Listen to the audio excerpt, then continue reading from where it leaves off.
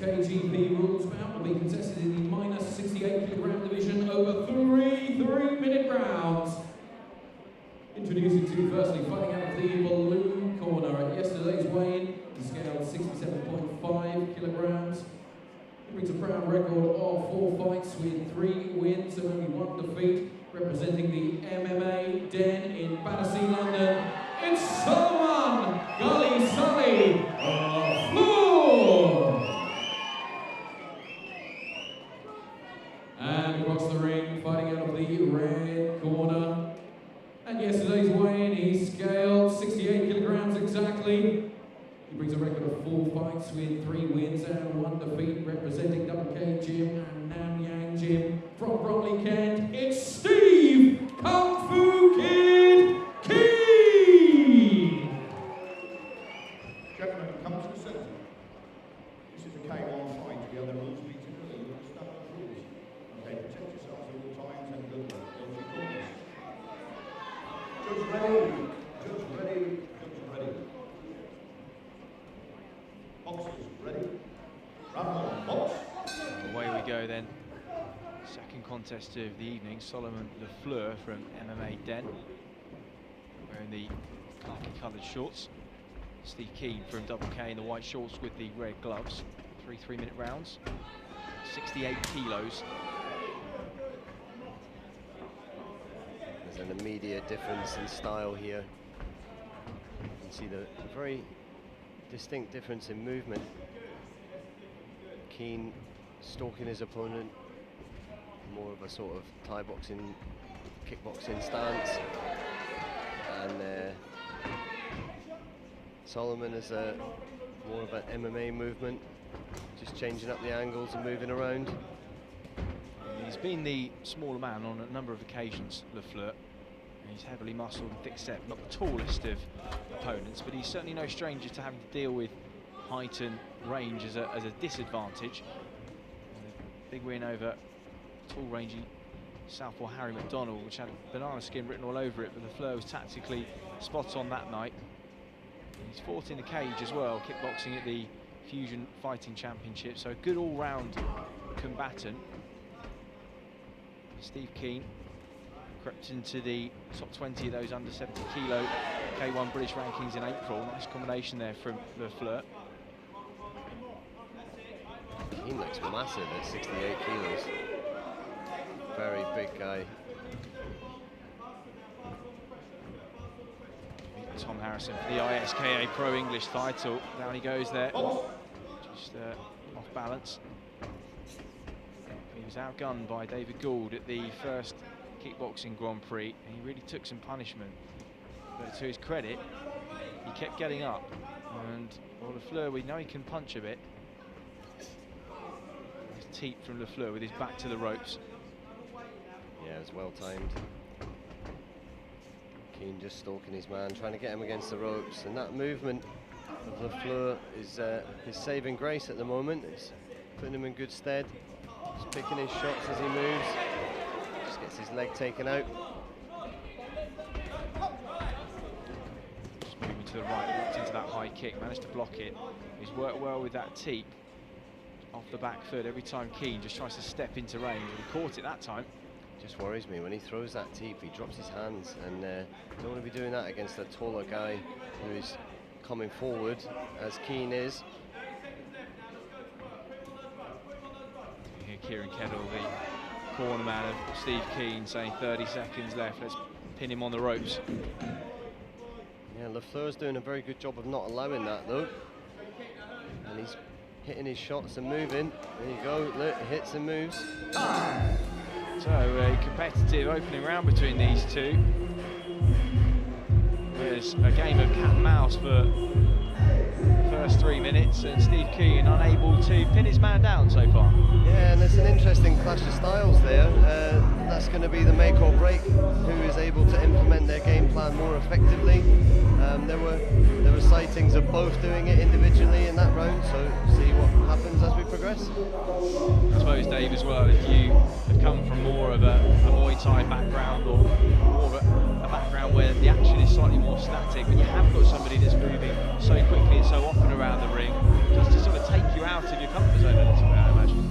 Yeah, and it's got to be tricky for him, but Steve's doing a good job of cutting off the ring a little bit, but then when Lefleur changes direction, Keane isn't quick enough to shut the ring down and to corner his man. So again, it'll be interesting as people get more and more tired,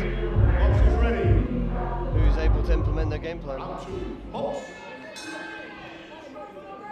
Lefleur fought for the IKF British Super Welterweight title. He was knocked out in emphatic fashion by Liam Wells. It was a knee through the middle, and that was when he was pinned on the ropes. So he's got to be careful, and he too knows the dangers all too well of being caught static. Fighters learn from their losses, often more than they learn from the victories. So just perhaps this kind of movement is a signal that Lefleur has been making some adjustments in the ring. Yeah, great teep there. And again, he's picking his shots and then getting out of range for the return. Keane is stalking his man and chasing him around the ring, but not actually able to catch him at the moment. He caught the high kick nicely too. As you say, Keane trying to mirror the footwork, trying to keep him in the corner, and his corner man Kieran Kettle there mirroring those words too, saying, "I'm sure you can trap him." But easier said than done. He needs to step left quicker. He needs to really get his man in the corner. Keane is too slow in cornering his man, and Lefleur is doing very well at getting out the pocket. That was an exercise in durability for Keane last time. He did finish on his feet, but he was finished, and that's his punch combination that put him over.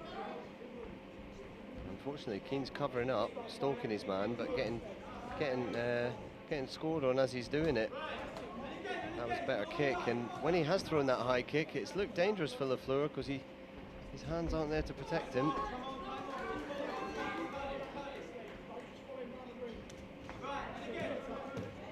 Nice combination from Lefleur, just moves off to his right hand side. Stabbing kick into the midsection, follows it up with another again.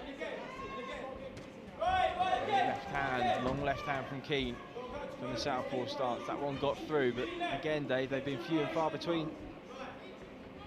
Yeah, very true. Slapping kick to the inside of the leg from Lefleur, who's just looking comfortable, even though he's being hunted down, chased, and being made to operate in small amounts of space. He doesn't seem to be worried by that. No, Keane's moving forwards, but I mean, that was the first time he's caught him for a little while, and Lefleur is not fazed by anything coming in here. He's picking his shots and moving off. No, Keane is tough, no qualms about that whatsoever, and if Lefleur's done his research, he'll know that it's going to take more than a few combinations to get him out of there, and he's boxing like a man that just knows he can pick and move his way to victory. It's an experience showing from him. Keane learning all the time on the upward curve. At the moment, Dave, is it just looking like the more experienced man versus someone that's still in that learning process? Yeah, I feel like Lefleur is just implementing his game plan in the best way here. He's picking his shots and moving, and I can see what Steve's trying to do. It's just not coming together for him. For me, he's just not got that finish. He's trying to corner his man. He's trying to shut down the guy who's quick on his feet, but really he needs to be quicker in doing so. Because at the moment, if we watch the replay, you might see some of it, but he's just walking forwards, getting hit, and then walking forwards again like there. That was some nice work there from Lefleur, pulling the glove out of the way, making a gap and popping that right hook through the hole.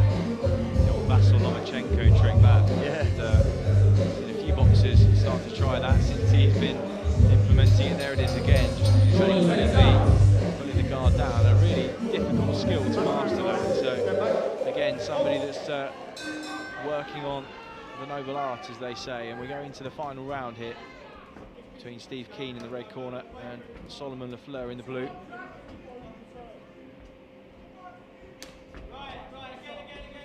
And a low kicking from Keane. That's what you should have been doing in round one. When you see a guy in front of you, oh, and that's hurt him. That has hurt him. Lefleur landing that lovely shot to the body. It was almost one that just skimmed across the front of the stomach, Dave, and sometimes they can be the most painful. But Steve, as we know, he's a tough operator and he's got back to his feet, but Lefleur will go straight back to work, and that's really hurt Keane. Yeah, that left hook into the rib cage, just under the rib cage there. Really did damage.